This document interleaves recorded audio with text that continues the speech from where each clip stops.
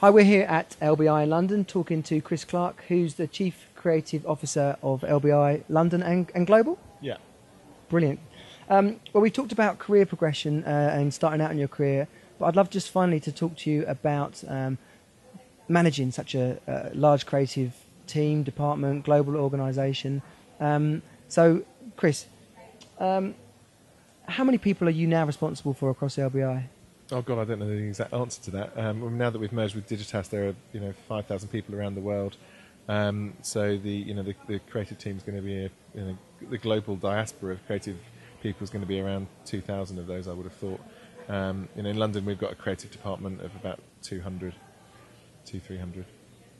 All creative mavericks, or they work into a culture and values? Yeah, it was lots of different kinds of creative people. I mean, we have creative technologists, we've got user experience people, we've got designers, we've got copywriters, art directors.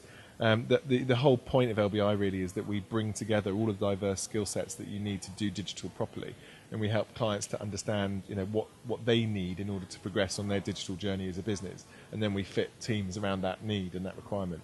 So we need a culture that puts its arms around lots of different kinds of people. And I've always said that digital agencies are the bastard child of advertising and design, or if you can have three parents, software development as well. That's three very different cultures. And so we've created this whole concept around blending skill sets and around taking clients on a digital journey, which we call What's Next. And that culture really has helped us to stitch together all those quite diverse talents. And is that a formal culture? Is it written up? Yeah. Do you recruit people by it? Yeah. We're getting better and better at formalising it. I mean, it's been a journey for us too. I mean, at the beginning we sort of said go forth and blend, and everyone was like, what? And then we've helped people with techniques for how to do that. And then we've put together. I mean, literally when people arrive now, they get a little box which helps them to manage their career within LBI. There's a sort of work.com portal that people can track their goals and work with their manager on how they're tracking against all of those different sort of personal goals. And all of that is sort of wrapped up as well in a lot of work that we've done on our sort of tone of voice and our attitude as a business. We tend to think that we're sort of a pretty serious agency that doesn't take itself too seriously. A few years ago we introduced this unicorn mascot, which for us sort of in a light-hearted way it's supposed to represent transformation. The original graphic was a sad horse in the rain looking all decrepit, dreaming of being a unicorn.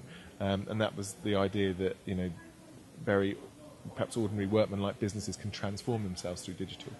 And by coming here you can transform yourself through working in this culture. So there's a lot of that sort of attitude at play, and a lot of fun ways that we sort of bring that to life. And is there an element of taking that internal culture and applying it externally to your clients as well?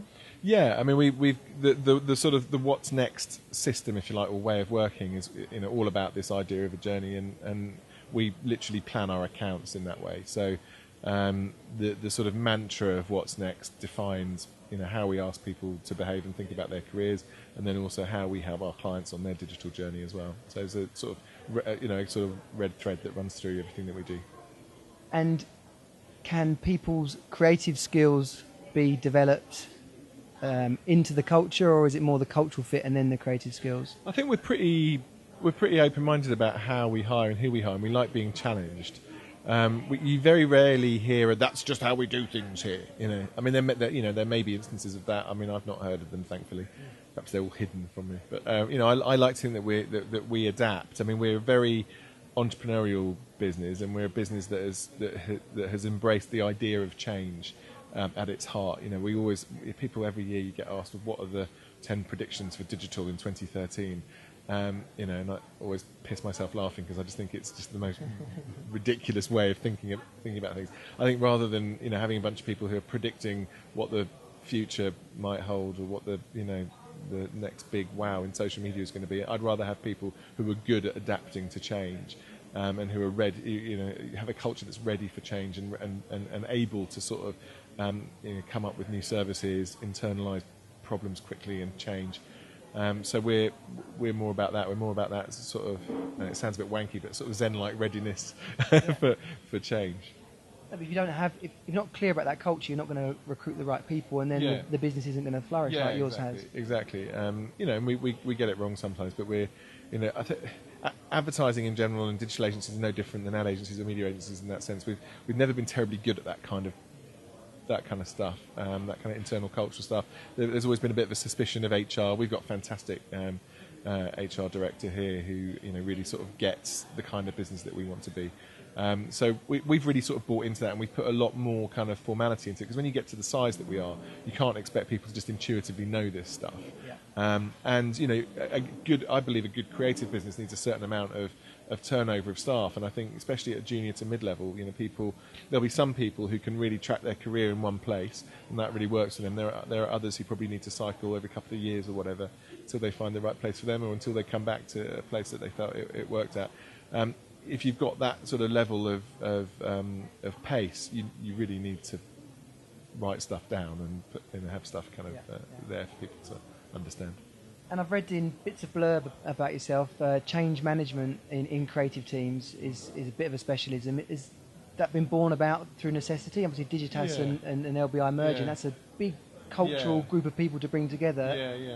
How does that work? What kind of program have you put in place? Well, I don't know. I mean, I suppose I've just always ended up, feeling the need to move, whatever we're doing into a different direction. That was always the case at Wheel before, and now LBI, and previously within Modem and at Digitas before. I think perhaps the chance now, when we've come together with Digitas, to really sort of do something at scale there is pretty exciting. I think that if you in this industry, the pace at which things are being disrupted and changed, if you're not in some sort of change management process, whether that's a light touch informal thing or whether it's something more formal, then you probably got a problem, because this stuff is, what we do is changing radically on a daily basis. So you need a culture that is ready for change, and I tend to think that after a period of time, if you're not keeping your eye on the ball, creative departments are a bit like gardens. They tend to get a bit overgrown, and and a lot of important stuff like good briefing and good feedback on work kind of goes out the window. So you've got to constantly maintain, stay on top of that kind of stuff to make sure things are running well. Yeah, and that was going to be my sort of final area of questions, actually. In managing such a worldwide team, how do you make sure that your creative teams stay fresh and motivated? Well, look, I mean, the way that we try and do that is, just working with the exec creative directors in each market, maintaining good relationships with them. We meet up twice a year in person. We have a sort of creative summit. The next one's in Milan. We move that around offices. It's pretty informal, but I find that works, that level of personal contact. And then I get around the offices a lot. I'll spend, at the moment I'm concentrating on the Nordics, so I'm spending a lot of time in Copenhagen, and I'll be in Gothenburg next week, just really working on the particular challenges that they've got in that area at the moment. And that tends to move around. I was in America a lot last year, so it really depends. And it's just about spending time with and empowering the exec creative director of each office. I think the chief creative officer job can be a bit of a, you can just be the bloke that nobody wants to see, coming in and meddling. Here he comes. Yeah, exactly. Yeah, pretend to do something, and you end up with a lot of notional power but no real impact on the business. I think the way to hopefully do it in a slightly better way is actually by properly empowering the ECDs, not trying to kind of control or micromanage what they do, but just being helpful on big global accounts and leading the way that way. Brilliant.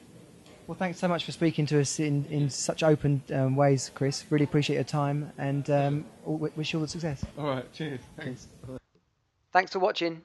If you enjoyed the video, please like it and share it with others. Source interview people from London's creative industry so you can learn from their experiences. To see more of our videos, subscribe to the channel now. And if there's someone you'd like to see interviewed, even yourself, then tweet us, put it in the comments, or get in touch via email. Thanks again.